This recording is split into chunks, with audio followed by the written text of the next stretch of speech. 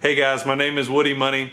Welcome to Living in the Secret Place. Tonight we're going to be looking at Matthew Chapter 25, the parable of the talents. We're going to be talking about how you can keep fire for your destiny every single day. I've got some exciting stuff to share with you guys. Let's get started right now.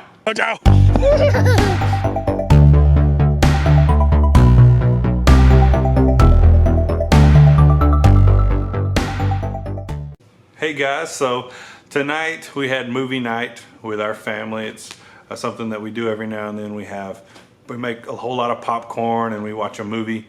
And tonight we decided to watch this movie called Smallfoot. It's about Yetis, about these abominable snowmen. And I don't know if you've seen it, but it's a lot of fun. It's very, very funny. But it has this one obscure character in it, and it's this guy who believes that he wakes up the sun every morning so that the day can get started. And the way that it goes, this guy believes that his one role is it's just to wake up the sun. There's these odd mythological things that they believe in the city. They believe that their whole world is standing on top of these woolly mammoths, and then they have woolly mammoths on top of woolly mammoths. And that the edge of the world is what they can see on this mountain. The edge of the world is you drop off into nothingness, and there's nothing beyond what they can actually see. And so one day there's this powerful revelation. People start asking questions and wondering, why this is this particular way and why this is a particular way. And so they start investigating and find that the world is a lot bigger than their small little mountain that they're on. And so in turn, this one obscure character who believes that he wakes up the sun finds out that he is not actually waking the sun, that this role that he has that is so profound that he believes he's found all of this purpose and all of this this thing that he's called to do. He finds out that him actually hitting that gong doesn't actually wake up the sun at all. And I find it interesting the way that he has to hit this gong. He has to get into this slingshot and shoot himself through the air, fly 200 yards through the air, and hit this gong with his head. He has this rock helmet on, and he hits this gong, and it supposedly wakes up the town. Well, one day he misses the gong, and he realizes that the sun came up anyway. And so he's so down and so depressed about his role in the city. And he finds that his own thing that he's been doing all this time, he feels like it doesn't really matter. He feels like that his job, that his thing in this world, his part to play, doesn't matter as much as he thought it did. And I don't know if there's somebody out there, maybe you feel like what you've been doing and what you're doing right now it feels like you're hitting your head against something so hard, pushing so hard to do something in the world, and it just feels like it doesn't really matter. And today I wanted to talk about destiny, because it's been something on my heart, and purpose, because it's been something on my heart. And I wanted to encourage you that to find your destiny and find your purpose inside of what God has for you, and hold on to it like it's the last chopper out of Nam. Hold on to that thing like it's your life blood, like the thing that God has called you to do and has given you purpose to do. I feel like it's something that's going to bring joy to you, and I want to show you in Scripture where I feel like that thing is going to bring joy to you, no matter how small or how large it is. God is giving you the provision to be able to do what He's called you to do, and He's going to give you the joy that's going to come from doing it. And so I wanted to share this with you. It's the parable of talents, and let's just read it together. Let's check it out. Here we go. So it says in Matthew chapter 25, verse 14, it says, and Jesus is describing the kingdom of heaven, and he's saying he's already gone into a couple of other parables right before verse 14, and he's gone into some different descriptions of what the kingdom of heaven's like. So he says, it is like a man about to go abroad who summoned his servants and entrusted his property to them. To one he gave 5 talents, and this is just a unit of payment. So he's actually giving his property. He's giving his own money to his servants. He's giving something that is his property. And how many of you know that God gives us these talents and these abilities? But I find it encouraging that the guy who went abroad, this guy who went abroad in this story, actually gave them, entrusted his property to them. I think it's so awesome to realize that the thing that God has entrusted me to do, the thing that God has entrusted me with, whatever it is, your talent, that it's his property and that it's his talent and that it's his thing. I'm just getting kind of to play a part in it. I'm just getting this moment to be a little piece of his talent. And that just brings so much, takes so much pressure off. It's God's ability. God just needs your availability. So here we go. To one he gave 5 talents. To another he gave to a third one, each in proportion to his ability. So he gave one 5, to another 2, and to a third one he gave in proportion to his ability. Then he set out on a journey. The man who had received 5 talents promptly went and traded with them. So he took them, he went and traded with them, and made 5 more. So he has 10 now. The man who had received 2 made 2 more in the same way. So they both went and they traded for these talents, and they made money in this way. But the man who had received 1, one of them received 1, went off and dug a hole in the ground and hid his master's money. And I wonder how often we find this precious thing that God has given us an ability to do, and we end up, because of what people might think of it, maybe it's because of maybe it's because of the fear of failure, or the fear of wondering, will people really accept what I have in this one little thing? It's just one little thing, but what if people see it? And so we like to bury it under the earth, which is kind of this natural cover. We like to cover a lot of the things that God has placed in our own life under these natural things that are just kind of, we like to hide them under our, maybe we even like to hide them in our attitude, or in our maybe we like to hide them by not exposing them at all, by never trying out for the worship team, or by never ever offering the talent that God's given us with an administration for the Lord in some way. But we like to hide them. And this guy hid this one, and he says, now a long time afterwards, the master of those servants came back and went through his accounts with them. And so he comes back and he's saying, okay, I gave you some money. I gave you some money to make more money. Let's see what you did with it. The man who had received the 5 talents, came forward bringing 5 more. Sir, he said, you entrusted me with 5 talents. Here are 5 more that I have made. His master said to him, well done, good and faithful, or trustworthy servant. You have shown you are trustworthy in small things. I will trust you in greater. Come and join in your master's happiness. Now this is something that I want you to see, that he said to him, come and join in your master's happiness. And this is something that I never really noticed in this parable. But so the man actually took what God had given him, went out and made double, and then brought it back to the master and said, look, this is because he took what this person who represents God had given him, and actually used it and multiplied it. He actually entered into his master's happiness. And so I know that we're all looking for joy. We're looking to find joy. We're looking to find purpose in our life and in our walk. And I just want to encourage you that no matter what God has given you, the thing that you've got in your hand, the thing that, we talked a long time ago about about Moses, who had this staff and he carried it all the way across the wilderness. And God asked him, he goes, what is that in your hand? And Moses was like, well, this is just a staff. This is just this thing. I have to take care of these sheep.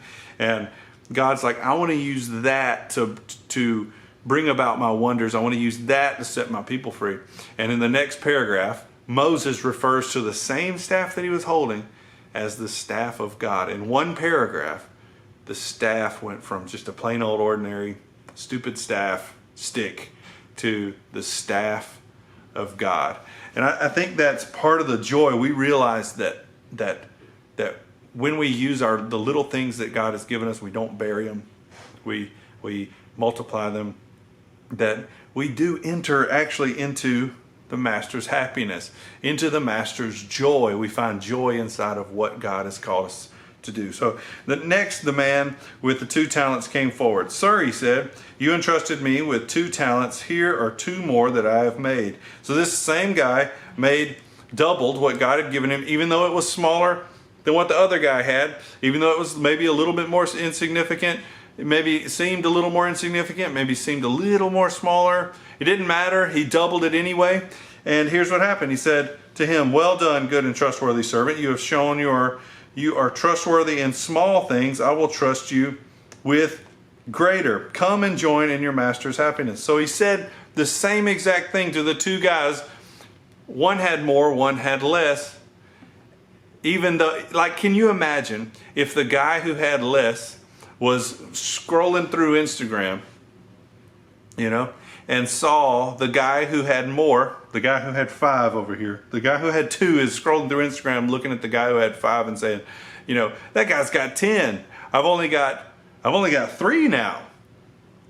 And so he's now all depressed because this other guy, if he starts comparing himself to this other guy who has 10, but in the very end, in the end, here's the reward for both, is that, because they both did something with what they had, and they both used their talent in some way, they both found purpose. They both found this joy inside their purpose.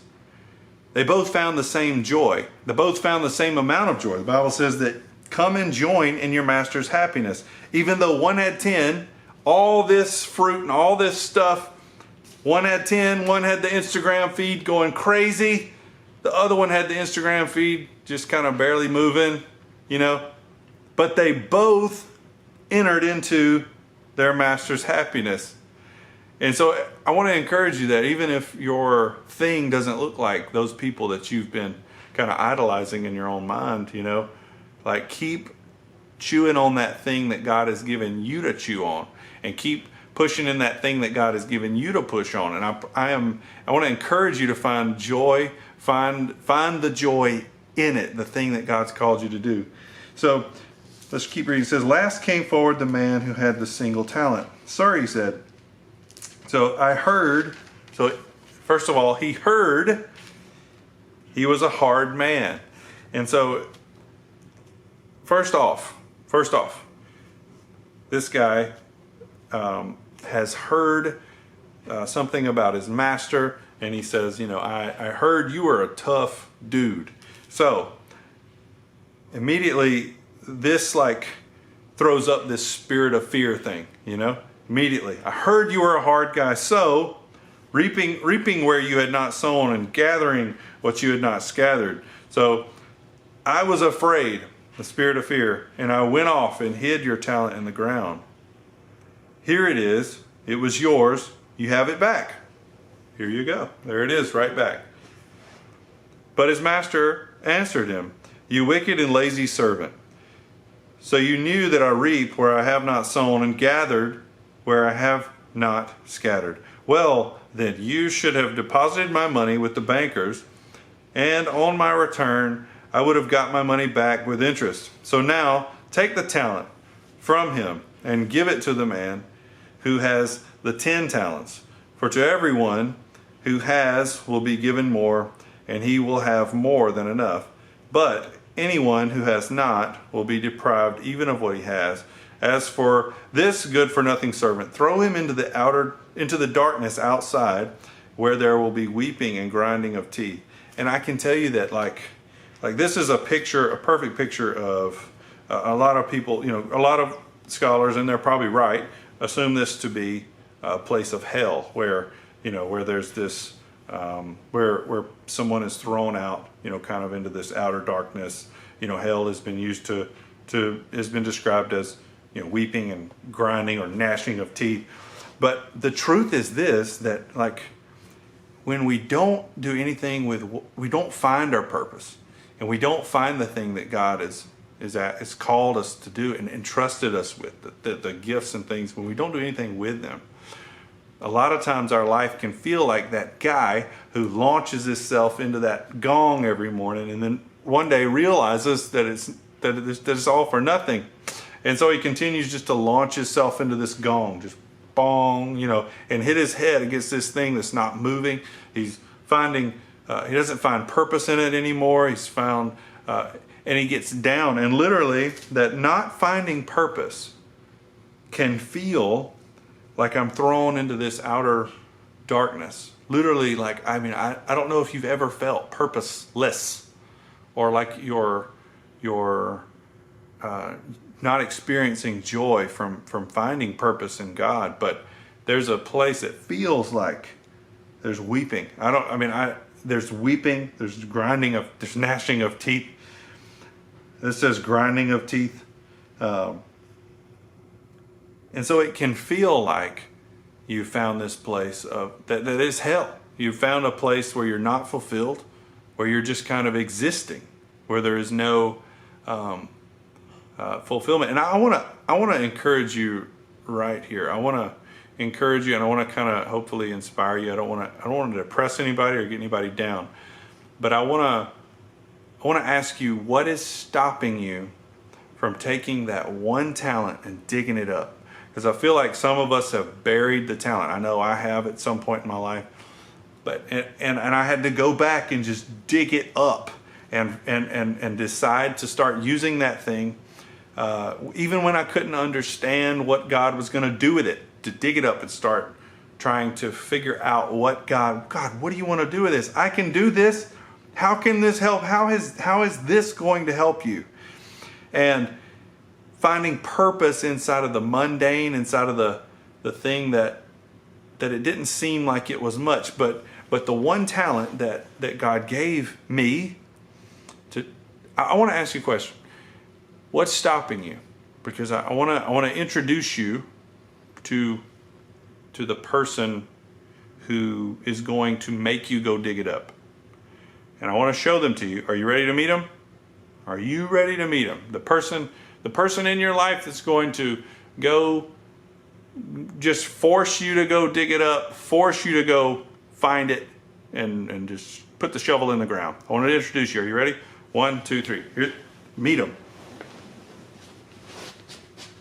It's nobody. Nobody. Nobody's going to make you go dig it up. No, people can encourage you to dig it up, but nobody's going to force you to put that shovel in the ground and dig it up. Nobody's going to make you fill out the application. Nobody's going to make you go take those classes. Nobody's going to make you to start shooting for that promotion. Nobody's going to make you try out for the worship team. Nobody's going to make you join kids. Nobody's going to make you do any kind of thing but you. And I say that with all kind of love, because it's true. The person above the sink. There's this episode on The Office where Dwight's looking for this guy who's been doing some terrible things around town. And Jim says, go look, he's right above the sink. And Dwight goes and looks. Above the sink is a mirror, and he's looking right at himself. And like, that person is Dwight. He's looking at a reflection. You right now I just want you to you can get up and go look at yourself right now in the mirror and just say, today is the day that I dig up that talent. Today is the day that I finally fill out that application. Today is the day that I do that thing that God told me to do a long time ago. that God told me to do way back when, because today I'm going to enter the joy. I'm going to join in my Master's happiness. I'm going to fight for His purpose in my life. So I want to read you a quote real quick. This is from T.D. Jakes. He says, "Destiny belongs to those who demand it by their faithful and dogged determination to hang in there until they achieve what they desire." I can't tell you how many times I've had an opportunity to get offended along the journey of finding my purpose, or having to, endure a long period of waiting, or endure different people problems, or people coming and people going, people believing in you, and then all of a sudden hearing crickets. Like, I just want to encourage you that the person above the sink is the only one who's going to get you up out of bed just a little bit earlier to work on that thing that God has called you to do. They're the only one who's going to reach over to that remote and turn off the TV and get you to grinding in the thing that God has called you to do. I hope this has blessed you. I hope this has encouraged you to go get that talent and dig it up and multiply that thing for God. And I hope that you do that. I hope you find the happiness, your Master's happiness, and in finding purpose. And I love you guys. God bless you. Stay in the secret place. I'd love to hear what you think about this video down in the comment section. I'd love for you to subscribe and like this video, share it if it's blessed you. And God bless you again. And again, please stay in the secret place.